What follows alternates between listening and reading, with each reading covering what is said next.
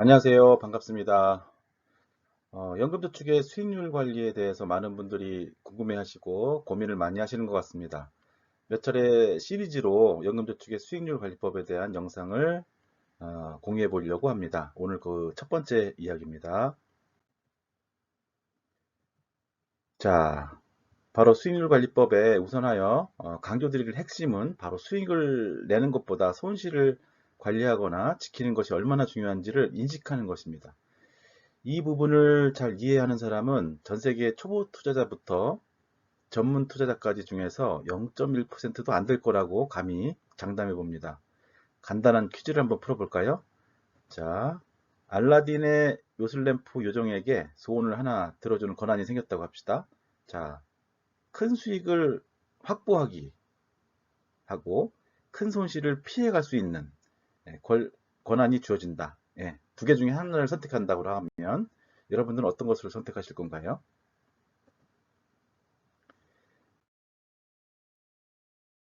자, 더 구체적으로 퀴즈를 내보겠습니다. 자, 큰 수익 확보를 선택한 A는 자, 첫 번째 종목 투자에서 60% 수익을 냈습니다. 대신 두 번째 투자에서는 40%의 손실을 피하지 못했습니다. 반면 B는 큰 손실을 피하는 것을 선택해서 큰 수익은 못 냈지만 그래서 30%에 그쳤고 첫 번째 종목에서는 어, 큰 손실을 피하는 권리를 선택했기 때문에 10% 손실에 그칠 수 있었습니다. 두 개의 케이스를 보면 예, A와 B의 실제 수익률은 같을까요? 아니면 차이가 날까요? 차이가 있다면 얼마나 날까요? 예. 초보 투자자 중에 극히 드문 몇 분은 둘 모두 수익과 손실의 차이가 20%포인트 차이가 나니까 수익률이 20%라고 대답할지도 모릅니다. 하지만 그렇지 않죠.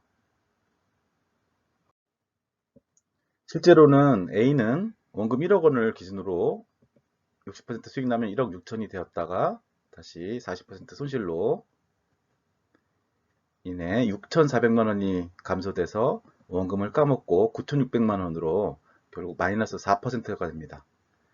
반면 B의 경우는 A보다 훨씬 작은 수익이 났지만 손실 크기도 작아서 최종적으로 1,700만 원의 수익이 난 상태로 투자를 마치게 되는 겁니다.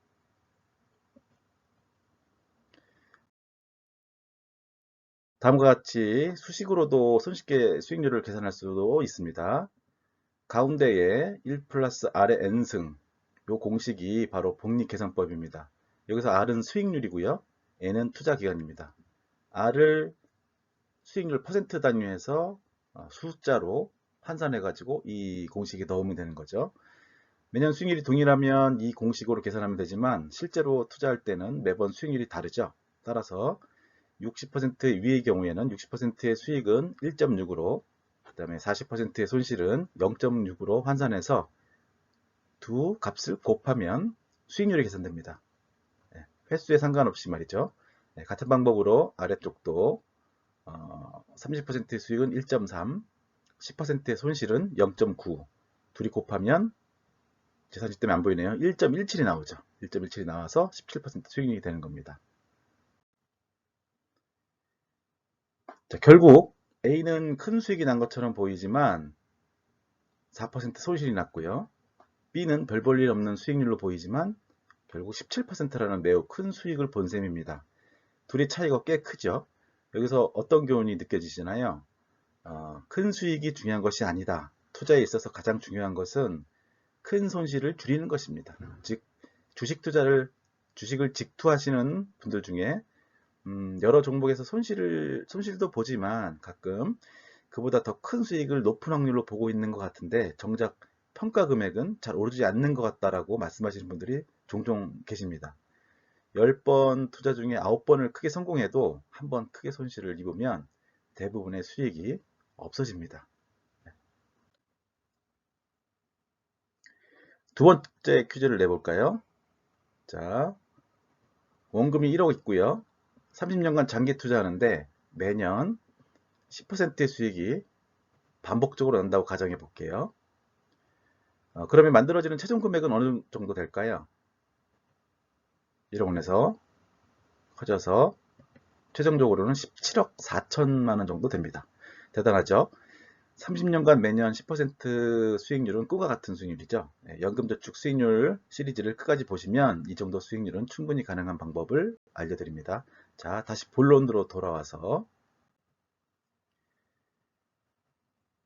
이 투자에서 단 3년간만 10%의 손실이 났다고 조건을 달리해 보겠습니다.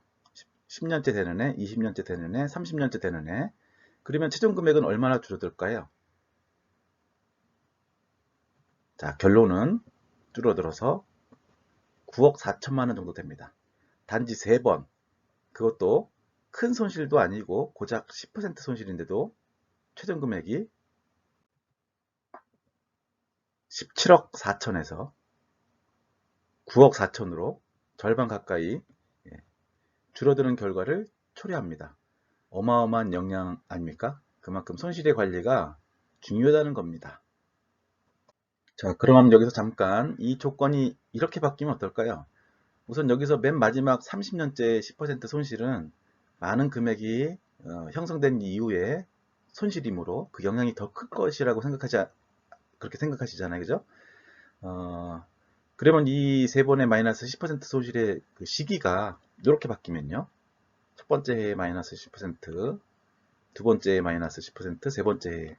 그러니까 투자 초기에 3년 동안 마이너스 10% 세 번 손실을 보고, 그 다음에 27년 동안 수익이 10% 났다는 조건으로 바뀐다는 겁니다. 그러면 어떨까요? 결과치가.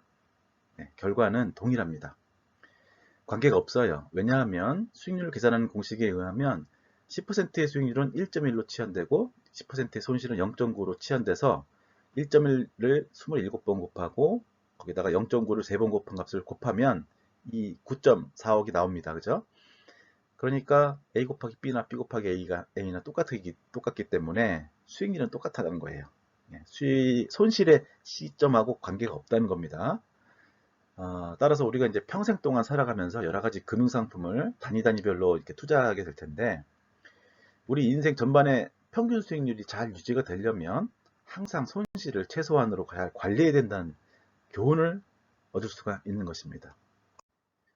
마지막으로 세 번째 퀴즈는 아니고요. 그냥 이론입니다.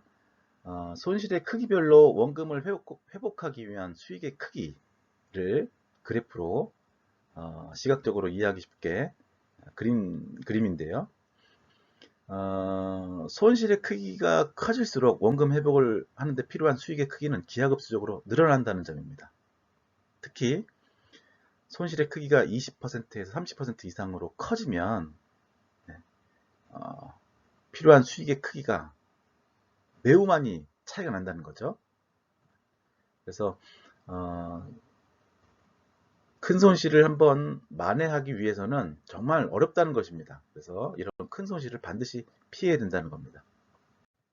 자, 요 이론은 이런 생각으로도 연결지어 생각해 볼 수가 있어요. 최근 1년 6개월간의 미국 주식 그래프입니다. S&P 500 지수죠. 뭐 다 아시다시피 21년 1월 초를 고점으로 하락하기 시작한 요 주가는 거의 1년 가까이 30% 가까이 하락하다가 서서히 반등해서 지금 하락폭을 줄이고 있는 상황입니다. 이 상승세가 전고점까지 올라갔다고 치고 얘기를 해볼게요. 비교적 오랜 기간 동안 크게 이렇게 하락했다고 회복하는 이런 시황에서 꾹 참고 기다렸다가 전고점을 회복하면 손해보는 건 없는 것이죠. 그죠? 바이앤 홀딩 했다고 하면. 뭐 기회비용 그런 거는 차치하고요. 단순하게 생각해보면요. 그런데 이렇게 생각하면 소름 끼치는 개념이 한 가지 보입니다. 자, 전고점 대비 25% 하락했다고 하면 최저점을 기준으로 상승폭은 얼마나 상승한 걸까요? 계산해보면 33% 상승입니다. 만약에 하락폭이 50%였다면요. 상승폭은 100%입니다. 네, 느낌이 좀 오시나요? 짧은 시기에 급락은 피하기 어렵지만 이렇게 비교적 장기적인 하락은 충분히 피할 방법이 존재합니다. 그리고 상승할 때 일부만이라도 내가 확보를 한다고 하면 전고점을 회복했을 때 나의 수익은 추가적인 이익을 만들어내게 됩니다. 누구나 쉽게 이런 개념으로 수익을 창출할 수가 있어요. 추가적인 수익을. 단순히 바이 앤 홀딩, 주가가 떨어졌을 때 고통스럽지만 기다리면 원금 회복을 할 것이다. 이런 투자법이 답이 될 수 없다고 생각합니다. 저는 개인적으로 무작정 이렇게 장기 투자, 즉 바이앤 홀딩 하는 것은 매우 실행하기 어려운 투자 방법이라고 저는 생각해요. 거의 불가능에 가깝다고 감히 말씀드립니다. 자세한 얘기는 앞으로 이제 하나씩 좀 얘기를 해보도록 하겠습니다. 자, 정리하면 투자의 핵심은 큰 수익을 내는 것이 아닙니다.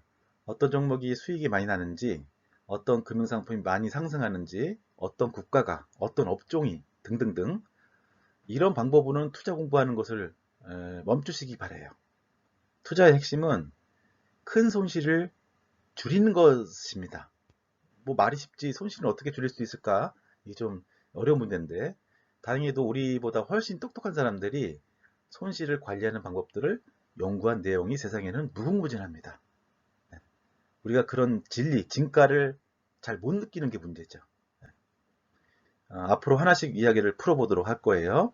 오늘은 손실관리의 중요성을 먼저 다시 한번 강조하면서 마무리를 하도록 하겠습니다. 자, 구독과 좋아요는 공짜입니다. 감사합니다.